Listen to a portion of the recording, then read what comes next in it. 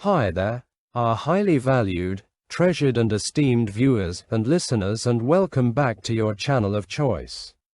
This video I am about to present was compiled by Dr. Nath Arua, a clinical pharmacist by training and profession who is the founder of Progressive Pharmacotherapy Consultants, the premier virtual clinical pharmacy institute for capacity building for healthcare workers. The Virtual Clinical Pharmacy Institute with a difference, where patient safety, medication therapy management and optimal clinical outcomes are very crucial and non-negotiable to us. Here we seek to remain your premier source of crucial tips for high-impact pharmacotherapy services. So, on behalf of the Institute, I humbly urge you all to sit back and spare me part of your very precious time to share with you very useful tips which may prove very, very handy in your line of duty. I now welcome you all to part 534 of our pharmacotherapy series, which majors in anxiety disorders.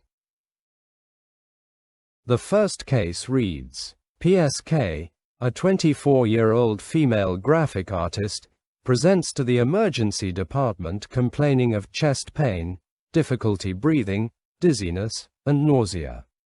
She describes feeling as if my head is going off in space and I am outside my body. These attacks often escalate, quickly peaking within 10 minutes and then start to subside within 30 minutes. She states she has been under extreme stress lately because of the poor economy and has conflicts with her landlord as a result of non-payment of the rent on her art studio. PSK fears she has had a heart attack or stroke brought on by her stressful life. PSK recently visited her family physician for the same symptoms. However, a complete physical examination and laboratory workup yielded no abnormalities. She states her first attack occurred out of the blue about 5 months ago, while she was shopping for oil paints at the art supply store, and she can never predict when they will occur. Since then, her symptoms have become more severe and frequent, and she has started isolating herself in her studio for fear they will return when she is in public. PSK uses marijuana to relax and occasionally drinks alcohol, but only rarely. She has suffered from depression in the past and was hospitalized for one severe episode 2 years ago. An ECG is performed and found to be normal. The physician's diagnosis is panic disorder with agoraphobia. What clinical features of panic disorder does PSK display, and what are the important factors in the differential diagnosis of panic disorder?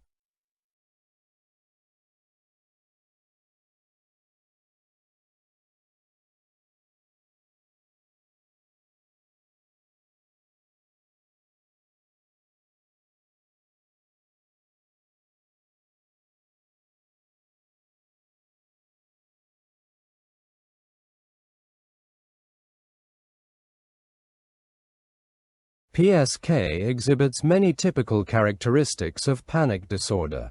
As illustrated in this case, the first panic attack typically occurs without warning while the person is involved in a normal everyday activity and lasts 10 to 30 minutes. Panic attacks are extremely terrifying and usually leave the sufferer feeling anxious and convinced something is medically wrong. As with PSK, it is not uncommon for persons to make emergency department visits after or during panic attacks, believing they have had a heart attack or other serious event. Unfortunately, panic disorder is often not recognized in primary care settings, and no medical cause for the symptoms can be identified. Faced with findings that they are apparently healthy, persons may make repeated emergency department visits and consult different doctors and specialists in an attempt to uncover a physical explanation for their frightening symptoms. PSK exhibits the following target symptoms of panic disorder: chest pain, shortness of breath, dizziness, abdominal distress, and loss of control. Agoraphobia is present because she avoids leaving her studio because of her fear of having panic attacks. Other factors consistent with a diagnosis of panic disorder include her young age, female sex, and lack of abnormal physical findings. This case also illustrates the association between onset of panic disorder and stressful life events, its common association with depression, and the frequent lack of recognition of panic disorder in primary care settings.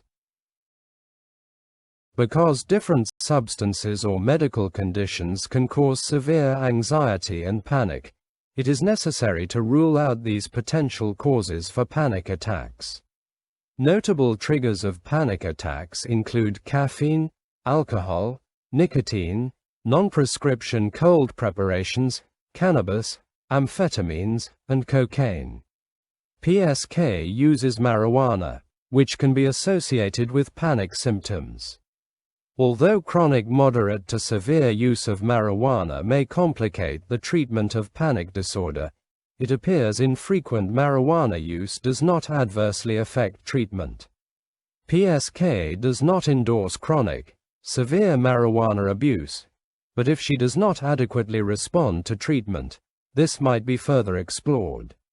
Medical illnesses that can cause panic attacks include thyroid dysfunction, asthma, COPD, mitral valve prolapse, and seizure disorders.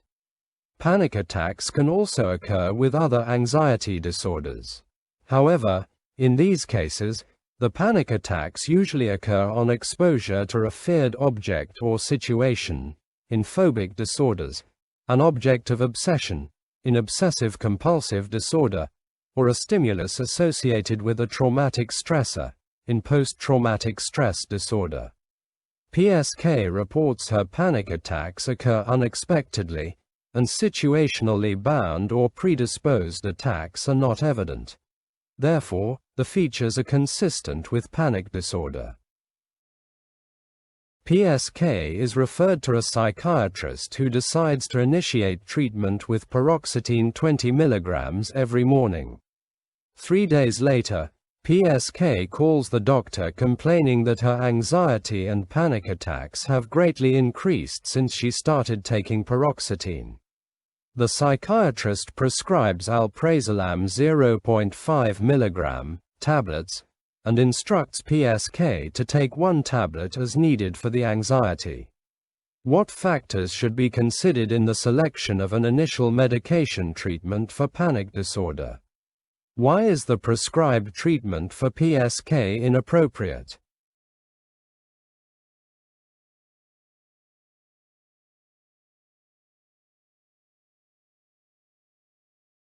A selective serotonin reuptake inhibitor is an appropriate first-line treatment for most panic disorder patients.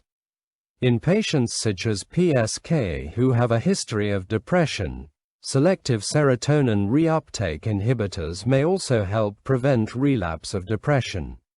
Patients with severe or distressing symptoms may initially require concurrent benzodiazepine therapy, which provides quick relief from anxiety and panic attacks until the therapeutic effects of selective serotonin reuptake inhibitors are evident. At that time, usually after several weeks, the benzodiazepine can be gradually discontinued. A selective serotonin reuptake inhibitor benzodiazepine combination is still the most commonly prescribed initial treatment, even though guidelines recommend monotherapy unless initial anxiety is extremely high.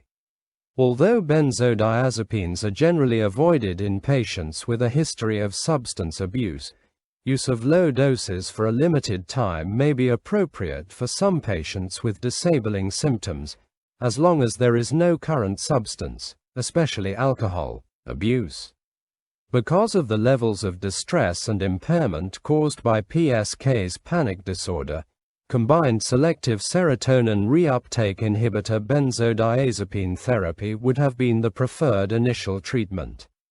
Because panic attacks peak quickly and generally last less than 30 minutes, an as-needed benzodiazepine is not helpful to prevent panic attacks. As such, scheduled benzodiazepine dosing is preferred over as-needed dosing schedule during initial therapy. In choosing among selective serotonin reuptake inhibitors for the treatment of panic disorder, paroxetine or sertraline may be less anxiety-provoking in some patients than a more activating selective serotonin reuptake inhibitor such as fluoxetine. When paroxetine is used, a very low initial dose of 10 mg per day should be used. In PSK's case, the prescribed 20 mg per day starting dose was too high. Also, scheduled versus as-needed benzodiazepine dosing would have been preferred. After 2 to 4 weeks, the benzodiazepine can be gradually discontinued while the selective serotonin reuptake inhibitor therapy is continued and gradually titrated to the target effective dose. The potential for drug interactions must also be kept in mind when selective serotonin reuptake inhibitor benzodiazepine combinations are used, because certain selective serotonin reuptake inhibitors can inhibit benzodiazepine metabolism, leading to increased benzodiazepine side effects.